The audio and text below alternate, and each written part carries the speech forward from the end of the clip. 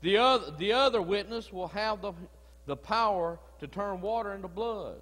Kind of sounds like Moses. And he will cause all sorts of plagues wherever and whenever he chooses. This guy will sound a lot like Moses. He has the power to send the plagues wherever he desires. The Antichrist will be furious. These two witnesses will loudly proclaim that the Lord is coming in vengeance. That will be their message. They're telling the world in these final 3.5 years, Jesus is coming. The preaching that is from the pulpit today, if it's true Bible preaching, is preaching Jesus is coming. Jesus is coming. But we're talking about Jesus coming now in love to take His Christians, the people He has sealed, out of this world. But in these scriptures, we're talking about Jesus coming in vengeance. They are here to warn the world that it's time. The time that you have trod this world, the time that Satan has had his way on this earth is coming to an end. That is their ministry. That is their message. And the Antichrist will be angry. He will be furious. Satan will be ripping and snorting and stomping his feet. But for 3.5 years, he will not be allowed to do one single thing to stop them. As they preach, as they talk to the entire world. And you might ask, how could it be possible for them to preach to the whole world from the streets of Jerusalem? Like I told you a few minutes ago, this broadcast will go out over the entire world on the internet. 40 years ago, none of this was possible. It wasn't possible for one man to preach the entire world at the same time. But these two witnesses will be on every news broadcast, on every newspaper, on every internet source. The world will hear that Jesus is coming and He's angry. The Antichrist will be furious. He'll probably send armies. He'll send police. He'll send soldiers. And everybody he sends to try to stop these guys from preaching will be struck down by fire. They won't be damaged, injured. These people that come against these two witnesses will be killed. And they'll be killed by one source, the fire proceeding out of their mouth. By this time, the remaining population of the earth is so wicked that they will blame these prophets. They will blame these two prophets for all their problems. People will try to assassinate them. The Antichrist will send armies to try to destroy him. The whole world will see and hear them. As I preach this message, the whole world is going to be hearing it. The television stations broadcast over a vast area, and the radio is on the internet. People all over the world can hear this message. And they'll be hearing these preachers, and they will hate them. They will despise their message. In the past, it's not been possible. Like I told you 40 years ago, there's no way that this prophecy could have been fulfilled, because there's no way it could have been broadcast all over the earth. But today we have the internet. We have computers. Almost every home has a computer. They have access to the information highway. We're living in the last minutes of the days of grace, friends. Behold, today is the day of salvation. Today is the day to accept Jesus as your Savior. You can't put it off any longer. 40 years ago, our grandparents looked at this prophecy. Well, how could it possibly be that the whole world could see these two guys?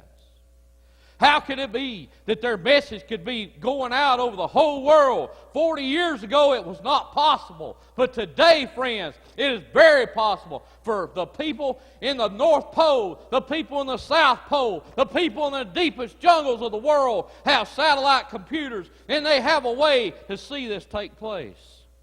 And I'm warning you, as my time runs out today, I can see the ticker as the seconds and the minutes roll away. And I want to tell you today that the time is short. The time is at hand. Don't put it off.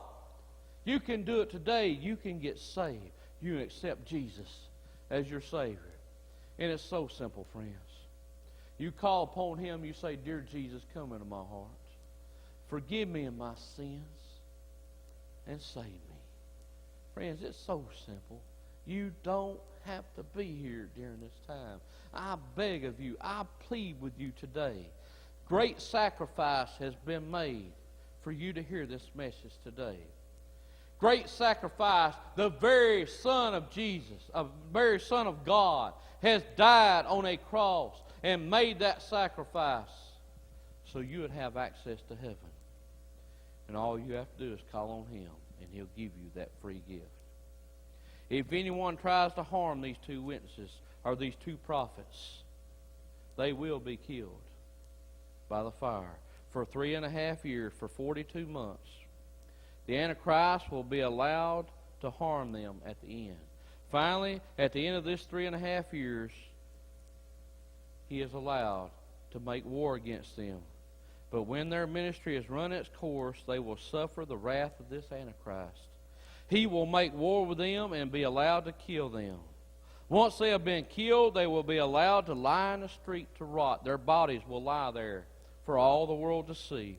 The Antichrist will mean this is a warning to anybody who opposes him. But God will use this as a final warning.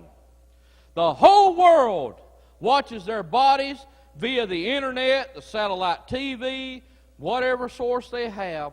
They will celebrate because they don't have to listen to this message anymore. And they have finally hardened their heart for the final time. And these prophets have been causing havoc all over the world. People are being get saved left and right because of their message. When these witnesses lie in the street, people will celebrate. It's just like Christmas time. They'll send gifts to one another. They'll celebrate. They'll party. And they'll cheer like there's no end. And then it happens. As the world is having its party, as they look and gloat at their TV and their computer and rejoice, suddenly these two witnesses will stand up on their feet as the whole world is watching. God miraculously raises their bodies to life once again. And the people of the world will tremble in fear. How could this be? How could we kill them? And they still stand up. Then the breaking news is broadcast all over the world. The people hear a voice from heaven. The whole world is going to hear this voice. Come up hither! And as the world watches, these two men float up into the clouds and disappear. These two witnesses who have warned the entire world now to turn to Jesus, that now the time has come for God's wrath. These two witnesses are raptured before the entire world. And then as the people of the world watch this, and a great earthquake, and the 10th of the city of Jerusalem is destroyed, and 7,000 people are killed instantly. The remnant of God who come to this city will be afraid, but they will give God the glory. Verse 14, as our time runs out, tell us now that the second woe has finally passed, and the third woe will come quickly. The seventh trumpet is about to blow, and we'll see that trumpet next week. Friends, as my time closes, I ask you, please, accept Jesus as your Savior today. Don't be here. Don't be here! And my final message is to you today, as our our primary comes up this week, put God back in America. I'm an American Christian, born in the USA. American Christian, born again by God's grace. And I thank God for my country, where I can worship and pray. American Christian,